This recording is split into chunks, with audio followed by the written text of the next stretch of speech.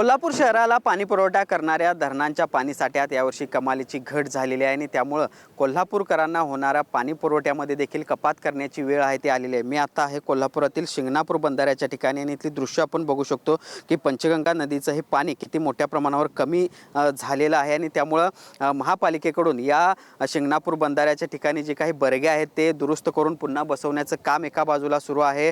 महापालिकेचे आयुक्त असतील, त्याचबरोबर विरोधी पक्षनेते असतील, ही सगळी मंडळी या ठिकाणी दाखल झालेली आहे आणि त्यांच्याकडून या सगळ्या कामाची पाहणी देखील केली जात असल्याचं आपल्याला बघायला मिळतंय।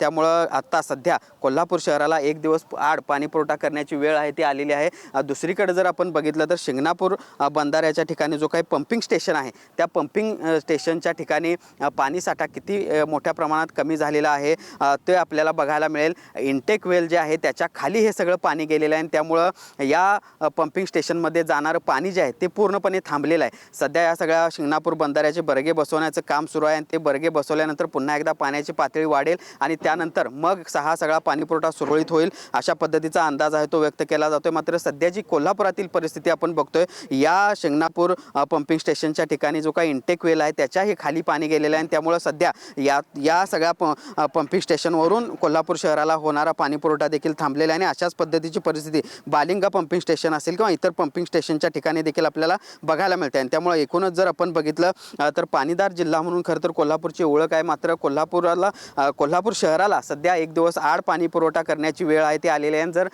पाऊस लांबला तर मात्र हा कालावधी वाढण्याची देखील शक्यता आहे ती आयुक्तांनी व्यक्त केलेली आहे आणि त्यामुळं एका बाजूला पाऊस लांबलेला आहे, दुसरीकडे तापमान वाढीमुळे धरणांच्या पाणी पातळीमध्ये कमतरता झालेली आहे आणि त्यामुळे त्याचा एकूणच फटका आता कोल्हापूर शहराला बसताना बघायला मिळतोय। भूषण पाटील, TV9 मराठी, कोल्हापूर।